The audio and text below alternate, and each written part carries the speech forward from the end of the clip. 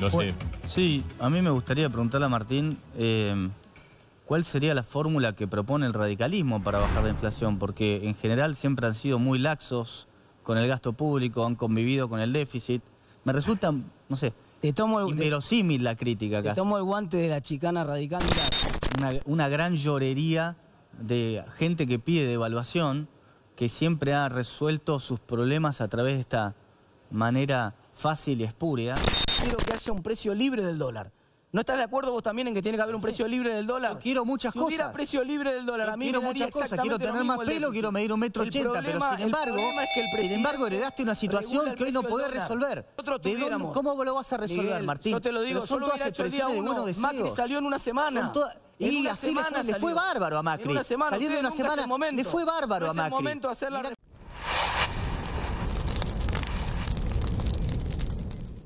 De a dos voces, lo que vinimos haciendo durante todo este año, el año pasado fue un año especial y hoy lo vamos a hacer aquí con los dos, hablando de los temas económicos que a vos te interesan. Claro, política contra la inflación, ahí está el primer eje temático. El segundo, consistencia del ajuste fiscal y equilibrio presupuestario. Política cambiaria y reservas del Banco Central es el eje y el orden, Marcelo, de las exposiciones, como siempre, fue fijado por sorteo. Y bueno, no se pueden... Nos metemos en el primer minuto, es el minuto de presentación y de acuerdo al orden establecido, Miguel Boyano va a hacer uso de su minuto, Miguel. Del tema de inflación, ¿verdad? No, su presentación, un minuto de presentación. ¿Presentación de qué? La situación. De su propuesta, de cómo ve la situación económica. Bueno, me parece que los resultados del gobierno de Javier Milei están a la vista, con inflación hacia la baja y sobre todo con un indicador que me parece muy importante, que es el riesgo país, que es donde votan con el bolsillo los inversores internacionales, que por supuesto va mejorando la chance de volver al mercado de crédito y también esta inflación en tendencia bajista que se ha logrado sin tener que, vamos a decir, sustraer los depósitos como se decía en algún momento que iba a tener que hacerse por el tema de las LELIQs. O sea que no hubo ninguna, no se violentó la propiedad privada, como dijo el presidente que se iba a hacer. Bueno, eso también está ayudando a la vuelta del crédito y las expectativas de crecimiento para el año que viene están en torno al 5%, con una inflación que se espera entre el 20 y el 25%. Bien. Y, por supuesto, muy buenas perspectivas para el plano electoral, ¿no? Barbotetaz, un minuto de presentación suya. Todos los candidatos presidenciales en la última elección prometieron que iban a bajar la inflación. Hasta Miriam Bregman prometió eso. La diferencia que generó el atractivo de la propuesta del presidente Milei es que propuso hacerlo sin ajustar a la gente, haciéndolo con la casta. Sin embargo, en lo que va del año, los jubilados llevan pagando con el 20% de sus ingresos. Cayeron Marcelo, Edgardo, Miguel, 20% los ingresos de los jubilados este año en total, en promedio. Esa fue la caída brutal y fueron uno de los aportantes más grandes al ajuste fiscal que hizo el presidente, que va a tener éxito en estabilizar. Yo estoy convencido que lo va a lograr, que va a estabilizar la Argentina, va a bajar la inflación. Es parte del consenso macroeconómico que tenemos que lograr. Tiene, por suerte, el presidente una de las oposiciones más constructivas y que puede tener en la historia, entonces lo va a lograr y ese consenso macroeconómico de estabilidad lo vamos a conseguir, pero lo hizo ajustando a los que menos tienen. Barba, ahora sí nos metemos en el eje primero, que es política contra la inflación, así que tiene 2 minutos Miguel para explicar su propuesta. El gobierno recibió una situación hiperinflacionaria. Durante el gobierno de Alberto Fernández se emitió el equivalente a 20 puntos del producto, incluso Massa en el último tramo emitió 13 puntos del producto. Cuando el presidente tomó el cargo, estaba viajando la inflación a un 1% diario, que anualizado da un 3.600 anual. Y el problema que se fue a atacar de fondo, porque se estaba ya en una situación de hiperinflación, fue cortar de cuajo el déficit fiscal y también el cuasi fiscal. Fue una reducción de 15 puntos del producto y para eso se cortó la emisión en todos los aspectos. Se cortó la emisión para financiar al Tesoro, se cortó la emisión para pagar intereses del Banco Central, para pagar los puts también, y también para tener que, hacer la compra de dólares. Ahora, se esperaba que la tasa de inflación, por un momento se hablaba de que había quedado estancada en 4%, porque estuvo 4 meses ahí, tuvimos 2 meses cómodamente por debajo de 3%, y no se veía esta inflación desde los momentos más oscuros de la pandemia, ya por mayo del 2020. Y lo que se escucha como falsos profetas es que en realidad la inflación está cayendo por una cuestión de atraso cambiario, que están pisando el dólar. Eso es totalmente falso, inexacto, porque la inflación baja porque no se emite más. Esa es la razón por la cual la inflación está bajando, y de esa manera se ha quitado la carga del peor impuesto que estaba sufriendo la sociedad. Bien, muy bien. Gracias. Sus 2 minutos, Tetaz. El programa económico tiene un resultado claro de baja inflación, es un buen resultado. La política monetaria, sin embargo, ha sido bastante errática. Por ejemplo, entre los meses de mayo, junio, julio, la cantidad de dinero crecía, no como decía recién Miguel Bogiano, crecía al 17% mensual. Y cuando uno le preguntaba al jefe de gabinete de ministros en el Congreso por qué crecía, decía que porque la demanda crecía de dinero, entonces ellos le daban todo el dinero que pedía el mercado.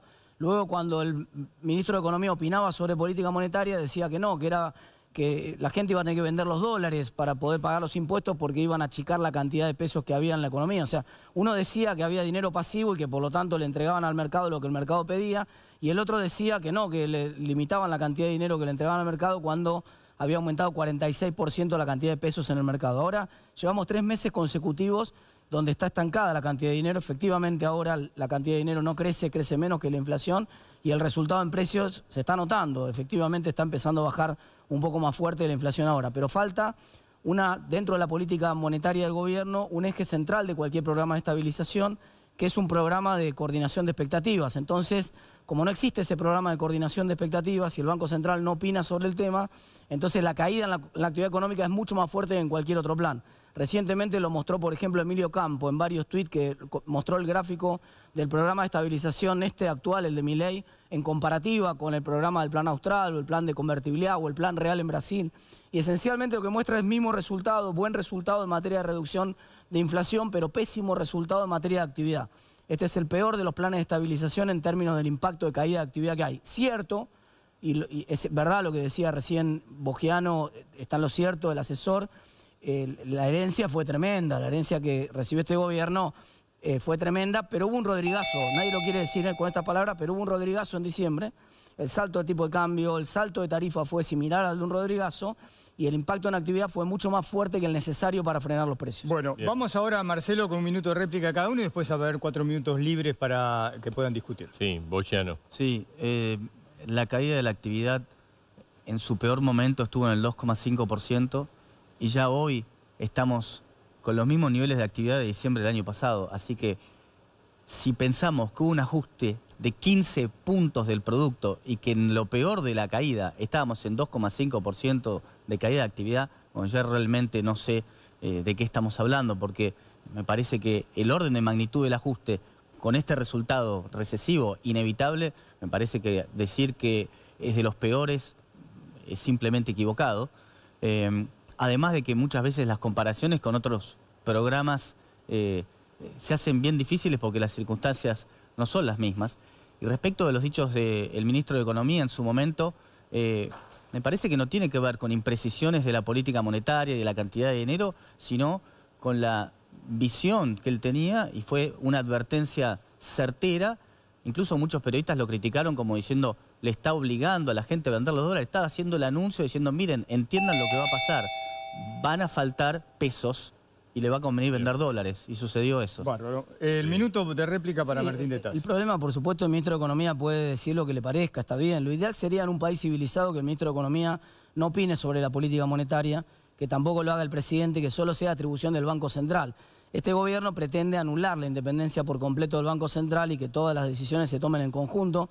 Es opinable, esa es una cuestión opinable, pero claro, no hay voz del Banco Central en todo esto. Entonces nadie sabe cuál es la política monetaria concreta del gobierno. El ejemplo que te di yo es para que notemos que el ministro de Economía y el jefe de gabinete del gobierno opinan dos cosas distintas. Uno cree que la política monetaria está funcionando de una manera, con dinero pasivo, y el otro cree que la política monetaria está funcionando con fijación de agregado monetario. Es un poco técnica la diferencia, pero lo que quiero transmitir es que no tienen entre ellos, no se ponen de acuerdo cómo funciona la política monetaria. Y el único que tendría que hablar, que es el presidente del Banco Central, sobre cómo funciona la política monetaria, no habla. O ustedes le conocen la cara a Bausili, nadie se la conoce. Yo lo conozco, es un gran profesional, pero no tiene la independencia que tiene que tener el Banco Central y no está guiando la política monetaria y por eso no se expresa.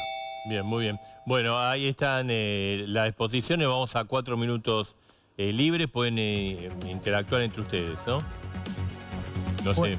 Sí, a mí me gustaría preguntarle a Martín cuál sería la fórmula que propone el radicalismo para bajar la inflación, porque en general siempre han sido muy laxos con el gasto público, han convivido con el déficit. Entonces, no sé, pondrían más impuestos, abogarían por un control de precios, intervendría más la economía, porque al final escucho un montón de críticas técnicas, estoy en desacuerdo con esa visión que vos marcás de esta desinteligencia dentro del gobierno, pero sobre todo los resultados.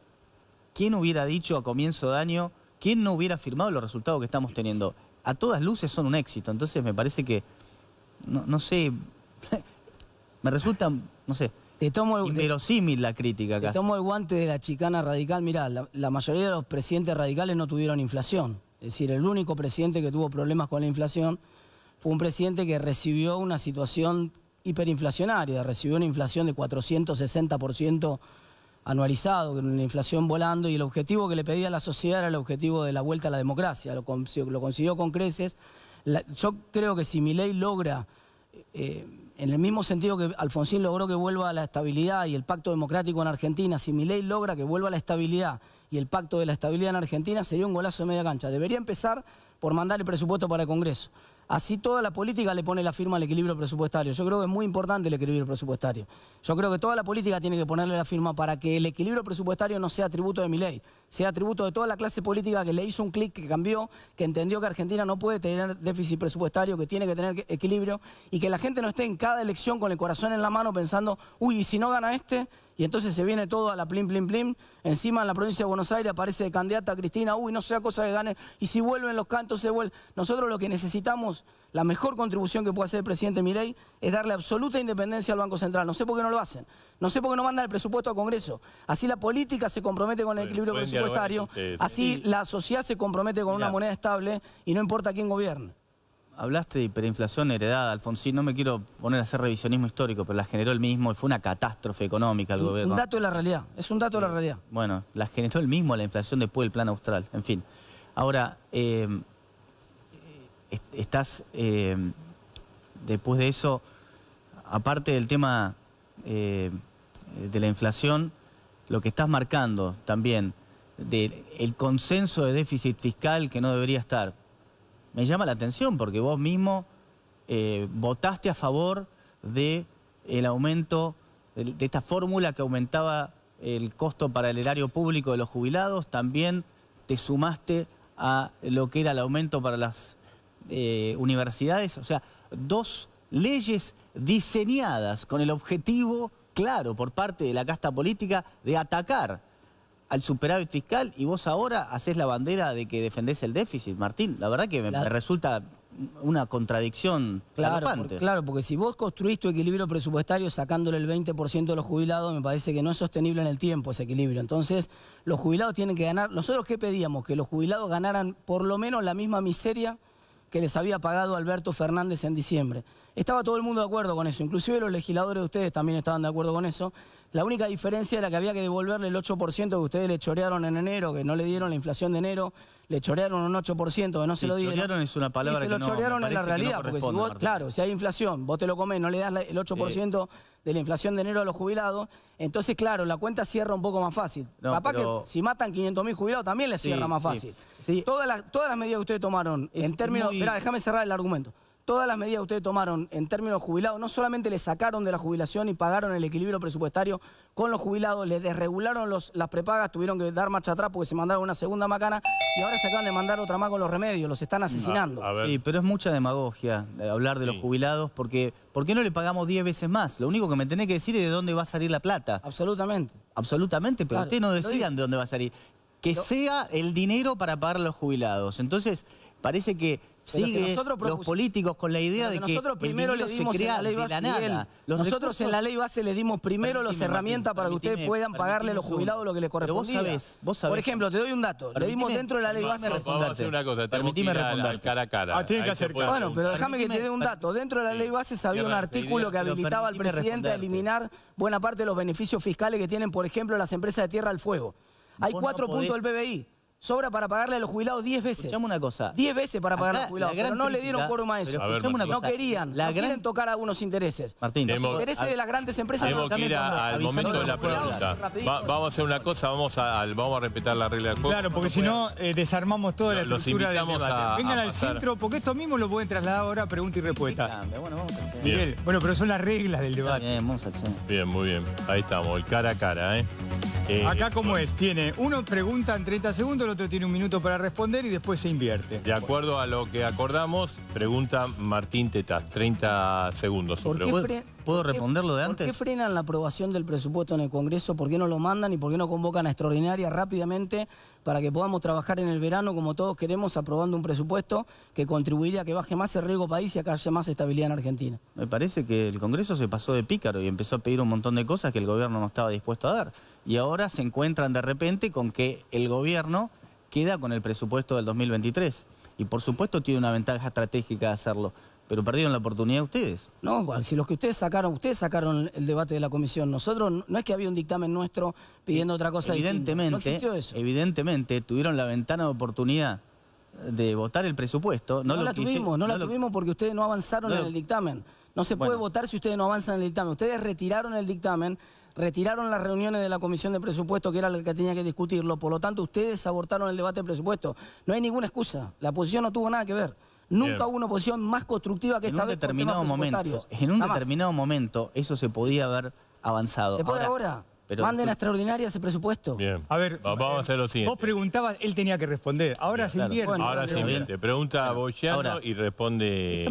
Voy a tratar de responder también, ¿no? Sí, porque no había permitido. Ahora, claro, lo que te estoy diciendo es que mismo en las negociaciones previas a este dictamen, lo que se estaba pidiendo era cada vez más y al final se cayeron las negociaciones. Por eso no hubo dictamen. Era Martín, que responda a él y después... Si tenés la chance de extraordinarias ahora, preséntenlo en extraordinarias, llamen a extraordinarias y discutamos el presupuesto. Yo quiero trabajar. El gobierno toma la decisión estratégica de no mandarlo a extraordinarias. ¿Sabés que eso es malo para el país? Yo sé que eso le da al gobierno la posibilidad... Discrecionalidad. Le da al gobierno la posibilidad de forzar a las provincias a hacer determinados ajustes que no quieren hacer. De acuerdo a la regla del juego. Boyano pregunta 30 segundos, responde un minuto Tetaz.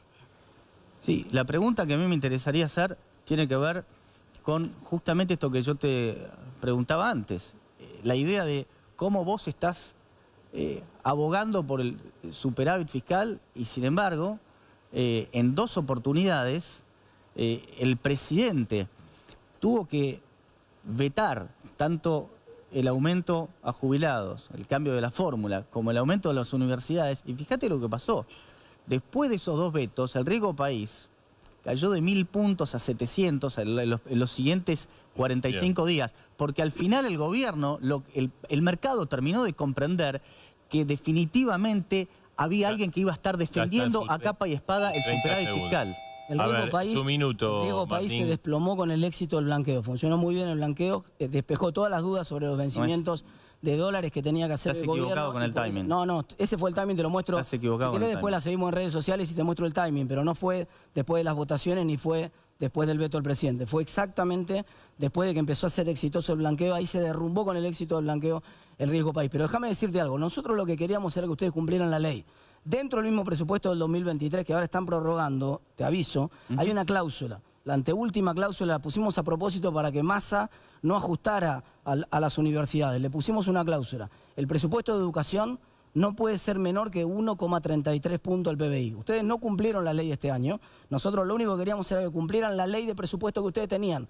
No había nada más. Tenían que organizar los recursos entre ustedes, pero tenían que cumplir. Van a tener la oportunidad de vuelta ahora. Si no hay presupuesto, van a tener la oportunidad para devolverle la plata que le sacaron a la universidades. Pueden volver a sus lugares para el segundo eje, que es consistencia del ajuste fiscal y equilibrio presupuestario.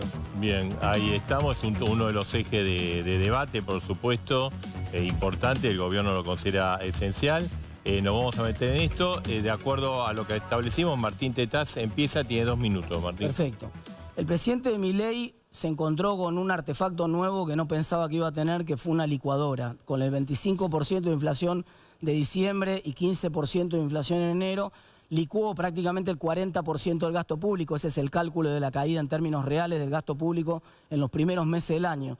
Y entonces con esa licuación, que sobre todo recayó sobre las jubilaciones, universidades también en mayor medida, con esa licuación profunda consiguió un resultado fiscal que realmente es muy bueno, pero de la peor manera posible. No como lo había prometido en campaña, no ajustando a la casta, sino simplemente, de hecho pactó con la casta sindical, pactó con Scioli, lo llevó el candidato a presidente de Cristina, forma parte hoy del gabinete de Milei. No hizo que pagara la casta el programa de ajuste. Ahora lo importante es que este equilibrio presupuestario tiene que continuar hacia adelante. La mejor manera de que continúe es que la política se comprometa con ese ajuste. Por eso le pedí al asesor recién y le insisto que convenza al presidente de que mande el proyecto de presupuesto a extraordinarias para que lo discutamos durante el mes de enero y tengamos un presupuesto que sea coherente y estable. Yo estoy convencido que si la política se compromete tenemos que lograr que no importa quién gane en la próxima elección, que gane quien gane en la próxima elección, el equilibrio presupuestario haya llegado para quedarse en Argentina y nadie pueda amenazar nunca más a que la Argentina pierda su equilibrio presupuestario. Muy bien, Martín. Boyano, sus 2 minutos. Sí, mira, la reducción del gasto público por parte de este gobierno ha sido épica. El gasto público pasa de 40,6% del PBI a 33,5%, que en términos absolutos son una caída de 30.000 millones de dólares de gasto primario. Aclaro que eso sí son 30.000. Y hay que decir que además esto sucede con una aprobación del gobierno que se sostiene y que incluso crece, lo cual hace que todo este proceso sea sostenible. Es inexacto decir que esto lo pagan todos los jubilados y las universidades. Eso es demagogia. Porque cuando, por ejemplo, se le quitan los fondos fiduciarios a la casta política y muchos otros curros que se van sacando, es falso que los únicos que lo terminan pagando es la gente.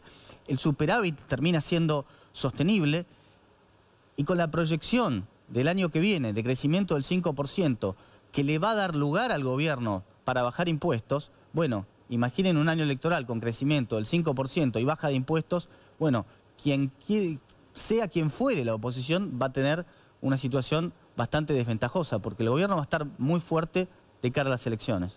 Bien, muy bien. Si algo sabemos con seguridad, Un minuto. Es que no hay ninguna propuesta de baja de impuestos, porque el presidente, si bien ahora no quiere tratar el presupuesto, lo retira primero de la discusión y no lo manda a extraordinarias, sí mandó el proyecto de presupuesto. Vimos el proyecto de ley de presupuesto. El proyecto de ley de presupuesto no contiene para el año que viene ninguna reducción impositiva. De hecho, aumenta la presión fiscal. La presión fiscal aumenta 0,55 del PBI para el año que viene. Ese es el cálculo que está dentro del proyecto de ley de presupuesto que el propio gobierno envió al Congreso. Con lo cual, este argumento de que el ajuste iba a venir en realidad porque iban a bajar los beneficios de la casta, no ocurre. Fíjate que el presidente dijo una frase épica: me corto un brazo antes de subir un impuesto. Llegó, quiso subir retenciones, no lo dejamos en el Congreso. Siguió, puso de vuelta el impuesto a las ganancias, que había votado junto con Massa para eliminarlo, puso de vuelta, demagógicamente lo había votado para las elecciones, lo puso de vuelta. Es decir, no produjo ninguna baja de impuestos, la presión fiscal está subiendo y el cálculo presupuestario del propio gobierno, no es la visión nuestra, es que la presión tributaria siga creciendo el año que viene. 0,55 puntos del PBI es el cálculo oficial en la ley de presupuesto. El minuto. Decir que el gobierno no bajó los impuestos es de un nivel de ceguera enorme, porque bajó el principal impuesto del país, que es la inflación, y por supuesto para lograr eso tenía que obtener el superávit fiscal. Y por eso tuvo que hacer determinados ajustes en determinados impuestos, porque, como dijo el presidente varias veces, el superávit fiscal no se negocia. Ahora, yo veo a Tetaz que está bastante molesto con este tema del presupuesto, pero decían que Milei no sabía jugar al juego de la política, que no iba a ser hábil, y resulta que movió las piezas de manera tal que ahora tiene toda la discrecionalidad de usar el presupuesto del 2023. Bueno, de mi parte, les ganó la partida y tiene ahora esa discrecionalidad que creo que va a utilizar para forzar a las provincias a hacer el ajuste, porque el ajuste por parte del Estado Nacional ya llegó prácticamente al máximo de lo que se podía o de lo que es razonable, y queda el ajuste en provincias y en municipios, que es mucho más difícil de hacer. Ahora, eso es lo que va a ser necesario para que se cumpla el Pacto de Mayo, que apunta a tener un gasto público sobre PBI de 25%.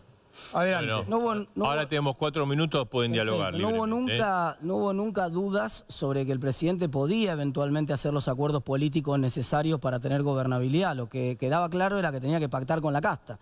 De hecho, pactó con la peor de la casta, punto tal de que acordó con un senador que ahora está preso en Paraguay, porque es un corrupto. Acordó con un senador corrupto, por ejemplo, para poder tener los votos. Sumó a los senadores de Tucumán. No hay reforma, no llega a la libertad, avanza hasta la frontera de Tucumán. De ahí se baja el caballo y no avanza más, porque la reforma en el azúcar que iban a hacer, en la legislación del azúcar, la sacaron de la ley base a cambio de los 3 votos de los peronistas de Tucumán. Tiene más peronistas en el gabinete que lo que tenía Alberto. Creo que Alberto tenía menos peronistas que lo que tienen ustedes. Así que claro, ahora vos te reíste, parece una picardía que no tengan presupuesto. Es gravísimo que no tengamos presupuesto, es una cosa grave. Parte del riesgo país, parte de los 700 puntos del riesgo país, que es el doble de lo que tenía Macri a esta altura del año. Parte del riesgo país que tenemos es porque no tenemos presupuesto. Tenemos que tener presupuesto. Y tenés que lamentar que no lo tengamos, no tenés que celebrar. El riesgo país que tenemos es por todo menos por lo que vos proponés. Si se hiciera la cosa que vos proponés, el riesgo país, casi estoy convencido que estaría por presupuesto, encima. Tendríamos independencia del Banco Central, que lo que propongo yo tendría la mitad de riesgo país. Si hiciéramos lo que propongo yo, tendrías 300 puntos de riesgo país. Martín, es un desastre esto. ¿Me permitís hablar? No se puede. Habla tranquilo, ahora. No, porque me hablas encima. Perdóname, no, al contrario, dale, vos también me interrumpiste recién, dale. Trato de no hacerlo. Te pido disculpas si lo hice. No pasa nada. Yo creo que es equivocado lo que vos decís. Déjame volver un poquito a lo que vos decías del presupuesto y la carga tributaria estimada para el año que viene. Eso también lo puede modificar, no está obligado después a tener eso. Y propiamente dicho, el presidente, cuando habló del presupuesto frente al Congreso, y lo reconfirmó hace poco, habló de bajar retenciones al campo, y yo creo que probablemente sea el primer lugar que vaya a beneficiar, porque simplemente de los lugares, de los sectores más productivos de Argentina. El campo es como Messi, que lo hacen jugar con 2 pesas de 10 kilos en cada pierna. Además no se puede desarrollar un país con impuestos sobre las exportaciones, es el peor impuesto que hay. Pero déjame decirte que la palabra, déjame decirte, ahora ve que me interrumpí vos, déjame decirte que la palabra del presidente está un poco devaluada, porque cuando abrió las sesiones en el Congreso en marzo, le prometió a la gente, le prometió a la sociedad ficha limpia, le prometió a la sociedad reforma sindical, y después frenó las dos cosas, la ficha limpia y la reforma sindical. Entonces la palabra del presidente se está devaluando un poco, ya no le creemos tanto lo que dice en el Congreso. Me parece que el mercado está viendo otra cosa, y la imagen del presidente en el mundo y la imagen del presidente en Argentina no está viendo de ninguna manera tu lectura de que se esté devaluando la palabra del presidente. A los que sufren a los sindicatos. No se está viendo eso, Martín. Preguntarle a las pymes que sufren a los sindicalistas, que necesitan una reforma sindical importante en la Argentina. Claro, preguntarle a los jubilados. Vos todavía te olvidás que no tiene los votos y que tuvo que defender a capa. ¿Cómo que no tenemos los votos? Tuvo que defender a capa y espada el tercio. Faltó, escuchame. ¿Vos pensás realmente que Milei hace las reformas que quiere o que puede? Pero cuando frena alguna reforma, cuando faltan 8 diputados de la Libertad Avanza, le falta el 20% del bloque para aprobar ficha limpia, entonces es porque no quiere. Te olvidás que sobre es porque no quiere, no es porque si estaban los diputados hubiéramos tenido el quórum para poder discutirlo. Te olvidás que sobre tablas le podían bajar el DNU para modificar las atribuciones que tenía Caputo para negociar la deuda el año que viene. Pero si no le dimos quórum para eso, eso no se podía tratar, eso era otro día. La sesión para el DNU, para el DNU, que es un tema técnico, pero no importa, era para otro día, Milei, no, perdóname, Miguel. Está bien. Y no es un lindo acto fallido, ¿te gusta eso? Me pasa. Y no le dimos quórum a eso, no le dimos quórum, porque eso era una locura. Claro que tiene que tener las herramientas el ministro para negociar la deuda que viene, porque es una herencia que le dejaron. Nunca tuvo en duda eso. Muchas de las críticas que escucho, al final tiene que ver con la habilidad de Milei para hacer política. No le critico su habilidad, no se la critico, le critico la coherencia. Terminamos le critico la incoherencia que tiene, no su habilidad. Pueden venir acá. Invitamos a pasar y Lo que abunda no daña. Vamos a recordar cómo son las reglas. Vengan los dos para acá, por favor. Uno pregunta y tiene 30 segundos para preguntar, y el otro tiene 1 minuto para responder, y después se invierte todo eso. Así que... Bien, vamos a empezar. Obviamente es el bloque que tiene que ver con el tema fiscal, el equilibrio presupuestario. De acuerdo al sorteo, pregunta Miguel Boyano, 30 segundos, responde Martín Tetaz, 1 minuto. Bueno, vamos. Bueno, vos estabas hablando de determinadas cuestiones de impuestos que habría que bajar, pero te olvidás que sin superávit fiscal, el resto no tiene sentido. Entonces, ante todo, el presidente tiene que defender eso. Por supuesto que él querría bajar las retenciones, por supuesto que él querría bajar ingresos brutos y un sinfín. La pregunta, Boyano. Ya, por favor, No, tiene que responder. la pregunta es si es consciente que al final eso es lo más importante de todo, porque parece que no fuera consciente. No, por supuesto, soy absolutamente consciente. Lo que pasa es que no es pareciera. coherente con el discurso de campaña.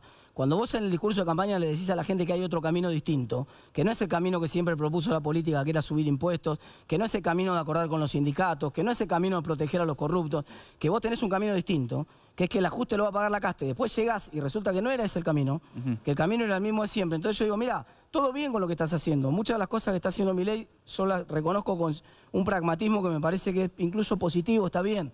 Lo entiendo, está gobernando, yo lo miro desde la platea, si querés. No tengo esa responsabilidad. Y entonces lo entiendo y lo respeto. Pero que no me diga otra cosa, que diga la verdad, que le diga la verdad a la sociedad. Vos no podés decirle a la sociedad que te cortás los brazos y subís un impuesto y lo primero que haces es el impuesto que vos mismo bajaste 15 días atrás. Cuando le dijimos que era una locura bajar el impuesto a la ganancia porque desfinanciaba y generaba parte de la hiper del mes de diciembre, es culpa de esa, de haber votado la baja de manera irresponsable el impuesto a la ganancia. Pero había elecciones. Ustedes las querían ganar y le proponían a la gente bajarle el impuesto a la ganancia.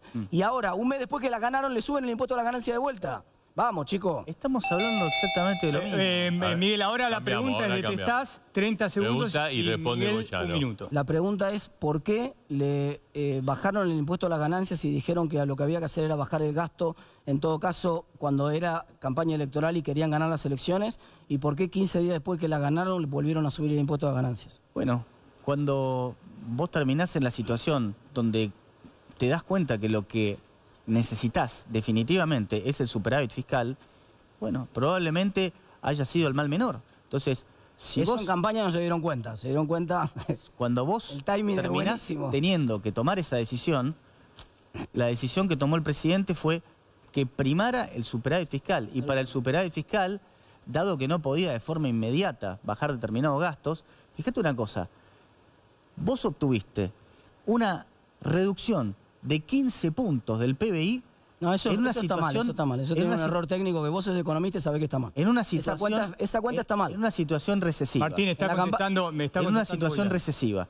Entonces, fíjate, eso habla de lo dificultoso y al final es una proeza. Yo he hablado con gente de Juntos por el Cambio que decían que creían absolutamente inverosímil un ajuste de esta magnitud. Y acá está. Nadie, de hecho hay 5 países del mundo que tienen superávit. Así que la columna vertebral del programa es el superávit. Y si tuvo que en ese momento desdecirse con... Si hay que, si hay que matar a un viejito, sacarle los remedios, bueno, es super... No, acá no se está matando a ningún viejito. De hecho, aunque esto suene feo, la pobreza dentro de los jubilados es la menor que en las distintas... Pero es la que más aumentó, ¿sabías? La pobreza de los jubilados está en el 11%. Está en el 11%. El grupo etario donde más aumentó la pobreza y los jóvenes están 50%. Sí, obvio, Nada claro, es agradable. lógicamente. Pero entre los jubilados la pobreza Siempre es el 11%. la pobreza nunca existió entre los grupos etarios de adultos mayores. Lamentablemente, porque los ayudan los padres, porque tienen un departamento que pudieron comprar y alquilan. los números Obviamente. son desagradables de decir, pero esos son los números. Bien. Entonces, la juventud Donde más, tiene pobreza del 50%. donde más creció la pobreza es en los jubilados. Bien, les agradecemos. Vamos a hacer una breve Seguimos, pausa y hay vamos pausa nomás. con el último tema. Bueno, es un tema caliente, la política cambiaria, la reserva del Banco Central. Estamos con Miguel Boyano, con Martín Tetaz, el debate en A Dos Voces. Y la reserva del Banco Central, eje 3 del debate Y seguimos entre con la misma... Miguel Boyano y Exacto. Martín Tetaz. La ¿no? misma metodología. Ahora, 2 minutos de presentación de Boyano y después 2 minutos de presentación de Tetaz. Boyano. Lo primero que hay que comentar respecto de este supuesto atraso cambiario del que tanta gente habla es que en realidad las comparaciones históricas están viciadas de nulidad, porque no se puede comparar manzanas con manzanas, dado que Argentina en muy pocos momentos de su historia estuvo con una situación de superávit fiscal. Lo que sí también hay que destacar es que desde el 2018, cuando Macri termina yendo al Fondo Monetario, a la fecha, los argentinos terminaron ahorrando en dólares y los dólares abundan. Lo que pasa es que están en el sector privado. Y eso se vio en el blanqueo de Milei, que consiguió 20.000 millones en efectivo en comparación con los 7.000 millones en efectivo que había conseguido Macri. Y vaya si eso fue un espaldarazo de confianza que los argentinos decidieron recapitalizar al sistema financiero. Entonces, el tipo de cambio también creo que tiene adentro el hecho de que estamos en una situación de superávit energético, que veníamos de 5.000 millones de déficit energético, que el año que viene probablemente el superávit esté en la zona de 13.000 millones. El dólar hoy hace que el salario en Argentina esté prácticamente igual que en Uruguay y que en Chile. Así que me parece que hay muchas imprecisiones con respecto a eso. Creo que el tipo de cambio hoy es reflejo de expectativas de mejora de productividad que por supuesto no se materializa necesariamente de forma inmediata como las mejoras de Sturzenegger, pero los mercados financieros adelantan y entre otras cosas adelantan en el tipo de cambio. Muy bien, Martín Tetaz. Yo no sé si atrasado o no atrasado. Yo lo que te digo, vos te parás en la frontera en Mendoza, te parás en Posadas, te parás en Gualeguaychú y fíjate para qué lado va la gente. Entonces, cuando vos de golpe te estás poniendo muy caro y toda la gente va a comprar al país del lado, es porque hay un problema con los precios. Yo viajé, vos justo mencionaste Uruguay y Chile en tu alocución, viajé ayer a Uruguay y a Chile, a los dos países, para hacer esta comparación en tiempo real, para ver cuánto salía a comer en cada uno de los lugares y ver los precios. Estamos por primera vez en mucho tiempo más caros en dólares que en Uruguay inclusive, mucho más caro que en Chile, obviamente, sale 40% más barato comer en Chile, pero eso no tiene ninguna novedad. Ahora la novedad es que estamos incluso más caros que comer en Uruguay, más barato comer una hamburguesa en Montevideo que comer la misma hamburguesa acá en Buenos Aires. Entonces, eso es un problema, porque cuando vos mirás la cuenta corriente de balanza de pagos, Marcelo, Edgardo, llevamos 5 meses consecutivos de déficit, dicho en castellano para la gente que nos estaba mirando. Argentina gasta más dólares que los que genera. Gastó 5.400 millones de dólares más que los que generó en los últimos 5 meses. Vamos camino a un déficit de cuenta corriente de 15.000/20.000 millones de dólares el año que viene. Y ese es el talón de Aquiles del modelo. Porque si hubiera dólar flexible y entonces el dólar acomodara cualquier desequilibrio de balance de pagos, no habría problema, pero no terminamos de salir del cepo todavía, entonces hay un problema. Porque tampoco uno dice, bueno, pero ¿de dónde van a venir? ¿Van a venir inversiones? Ojalá. Si nosotros estuviéramos teniendo cada vez un dólar más barato porque están entrando un montón de inversiones y aumenta la productividad de la economía, eso no sería ningún problema, eso es normal. Cuando un país se pone más productivo, entonces se pone más barato el dólar, está bien, pero no es lo que está pasando. Entonces nos estamos comiendo stocks para sostener ese déficit de cuenta corriente. Pero el año que viene esos stocks no van a estar y entonces la gran pregunta es cómo va a ser el gobierno para sostener esto cuando crezcan además las importaciones en Argentina. Bien. Un minuto, voy a Cuando hay un problema de atraso cambiario, el Banco Central pierde reservas y el Banco Central está acumulando reservas. Así que ese problema ahí no está. El déficit de cuenta corriente podés tener. La pregunta es, ¿a dónde va destinado? ¿A dónde va destinado ese ingreso de dólares? Y el ingreso de dólares está siendo destinado no a consumo, como sucedía en el pasado, sino a inversiones, que justamente te permiten crecer. Así que ese no necesariamente es un problema, ese déficit. La pregunta es, ¿dónde va destinado? Vuelvo a decir, me parece que lo que está reflejando el tipo de cambio ahora en Argentina es una consecución de superávit fiscal y una consecución de una moneda que se revaloriza. En cada momento de la historia, cuando Argentina estuvo, entre comillas, barato en dólares, era porque estábamos en una situación calamitosa. Tenemos que ir nada más que un año atrás. Estamos baratísimos en dólares. ¿Queremos eso? Por supuesto, esta mejora de expectativas fue rapidísima y tuvimos esta apreciación. Pero vuelvo a decir, por más de esta comparación de la hamburguesa, que puede ser inexacta, tenemos los mismos sueldos en dólares que Chile y Uruguay. No es y tampoco el gasto en turismo es descalabro. A ver, un minuto. Pero estamos muchísimo más caros y vos querés saber a dónde va. Vos dijiste recién, el problema es a dónde va. A Brasil va. Es decir, si vos mirás la cuenta corriente de balanza de pagos y mirás la cuenta de servicios, por ejemplo, estamos 750 millones de dólares más por mes estamos gastando que los que generamos. ¿Y de dónde lo gastamos? Gasto en tarjeta de la familia, gasto en familia que viajan al exterior. Va a explotar Brasil y va a explotar Uruguay en este verano, ya lo sabe todo el mundo. Va a ser así porque estamos nosotros muy caros en dólares. Este es un dato de la realidad, no es que es una apreciación mía, es simplemente pararse en la frontera y ver para qué lado va la gente.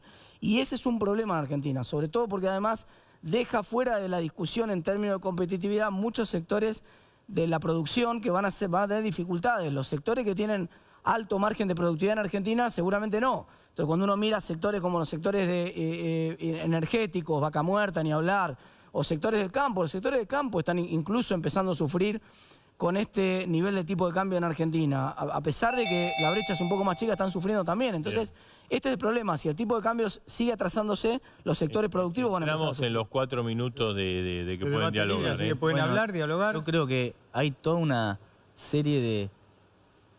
una gran llorería de gente que pide devaluación, que siempre ha resuelto sus problemas a través de esta manera fácil y espúrea.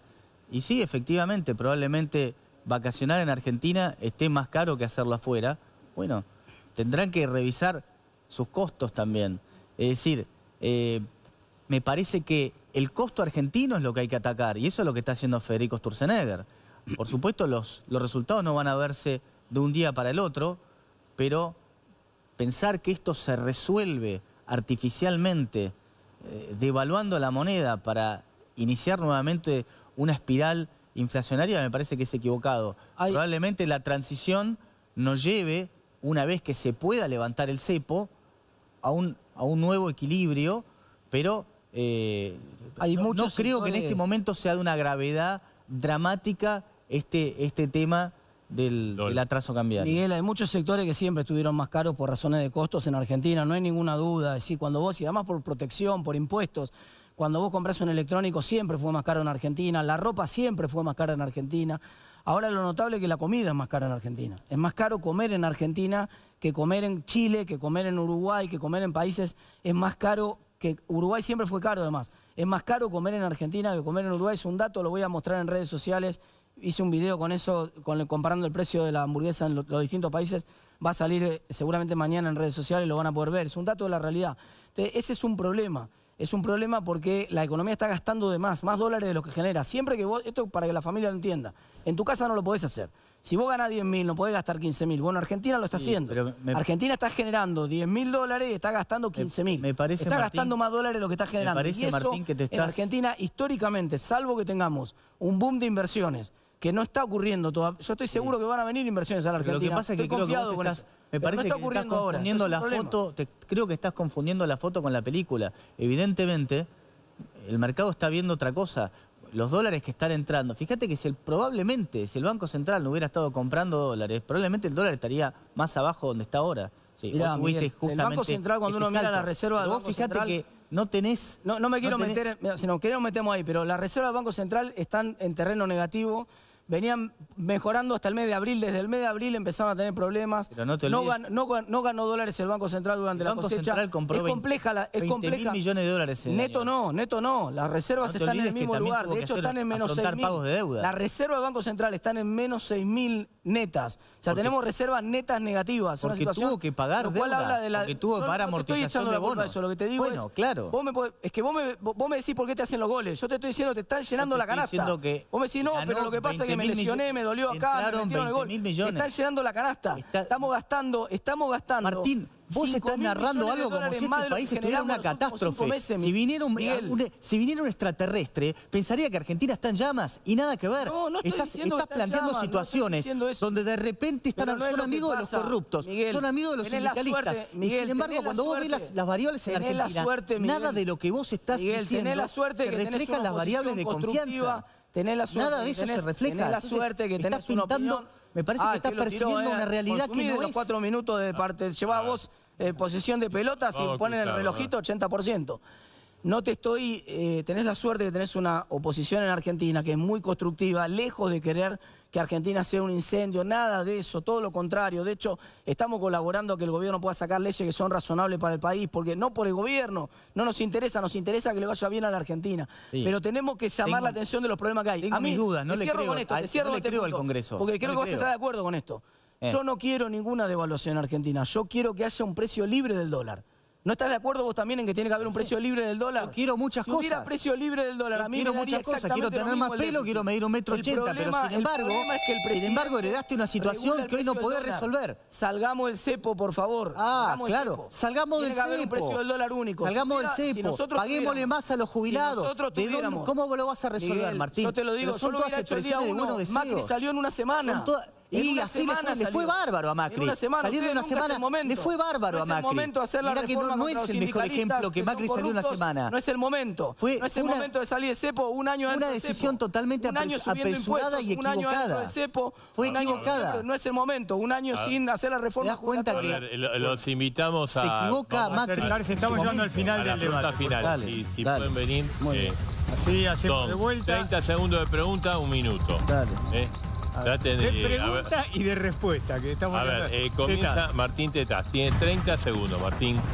¿Por qué no sale del cepo el gobierno? Que tiene poca brecha, que tiene una situación inflacionaria relativamente controlada, como había dicho el presidente, en los niveles que el presidente había manifestado que era razonable. ¿Por qué Macri salió en una semana y usted hace un año que se acostumbran al cepo y no salen? Porque todavía tenés un sobrante monetario y una demanda de dólares que no podés como ¿Cuánto es el satisfacer. sobrante monetario? Tenés un sobrante, mira, con la deuda que Intercompany, que están estimando la gente del Banco Central, se estiman 30.000 millones de dólares. Sumale a esos 5.000 millones de dólares de dividendos no girados, tenés 35.000 millones de dólares. Levantaras el cepo. Excelente. ¿En pesos? Si vos levantaras hoy... Toda la base monetaria Si me vos estás diciendo, levantaras hoy... prácticamente. Lo que pasa es que algunas pueden estar en distintos títulos. Si vos levantaras hoy el cepo, tendrías un problema. No lo podés levantar porque no tenés los dólares para hacerlo. El presidente es el primero que le encantaría hacerlo. Es un error pensar que tenés que tener dólares para levantar el cepo. Es un error.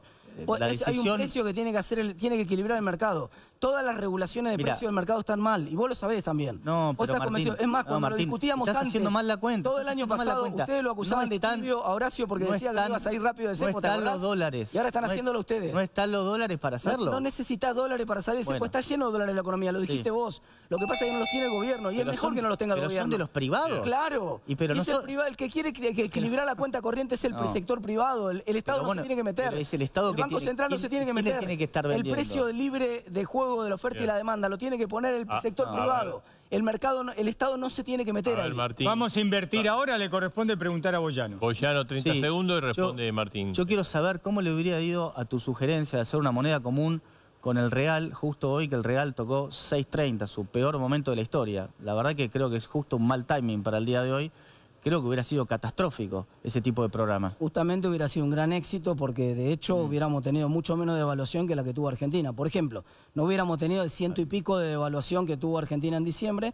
No hubiera aumentado, justo me lo decís hoy. Pero Hoy vos estás en Argentina, ¿no? ¿Sabés cuánto subió el dólar hoy acá? ¿Cuánto se cayó el peso? Es exactamente lo mismo. Sí, o sea, si vos me dijeras que nosotros tenemos la moneda suiza, entonces sería una mala idea, pero no tenemos la moneda suiza, tenemos una moneda que es muy mala, que es el peso, que es una moneda muy mala. Y vos la querías atar a una que es todavía peor, o casi igual de mala. Es una de las monedas más estables de América Latina, que se banca, que gobierna la derecha o gobierna la izquierda, porque tiene un banco central independiente, que es lo que yo le estoy pidiendo a este país. Tiene 10% yo quiero que tengamos un banco central independiente. No tiene nada que ver el déficit fiscal, porque no se financia con emisión, porque el banco central es independiente. Esa es la lógica que ustedes tienen que entender. Por eso proponíamos nosotros ir a una moneda como la de Brasil. Ya no tendríamos inflación en Argentina.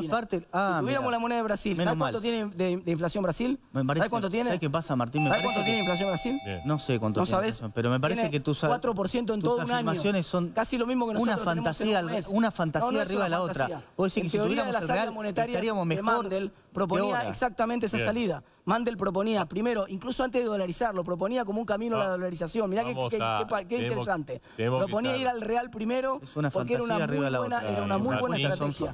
Mandel, el número uno en teoría monetaria.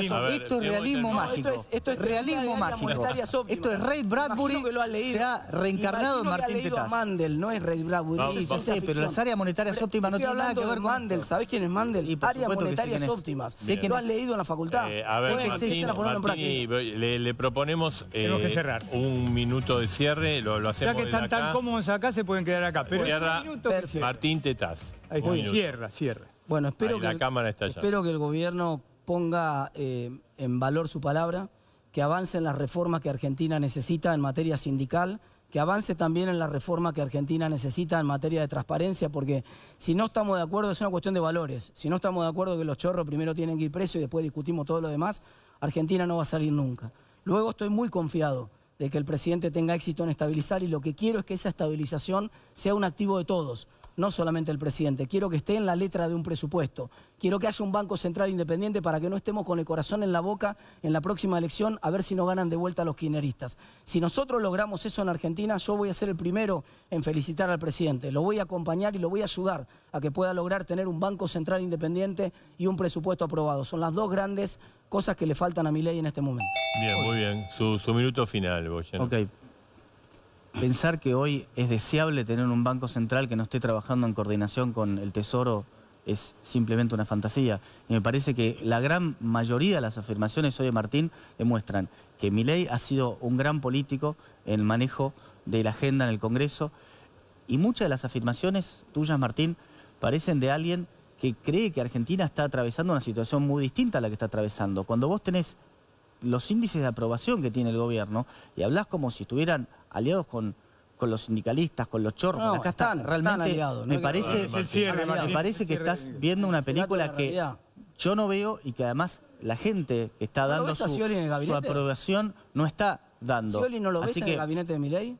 esto es un momento perdón, donde cada uno habla, Martín. Pero como me interpelás a mí, Entonces, me parece que efectivamente las expectativas de crecimiento se están reflejando en los precios de los activos financieros y entre otros en la revaluación de la moneda. Me parece que eso está en juego y el crecimiento va a seguir siendo... Gracias a Martín, los dos. Gracias a los dos. Fue el último debate del año de A Dos El Voces. último debate Ahí está, del con año, así que las ahí lo manos tenemos, a Igual Martín. parecía, viste, los boxeadores que...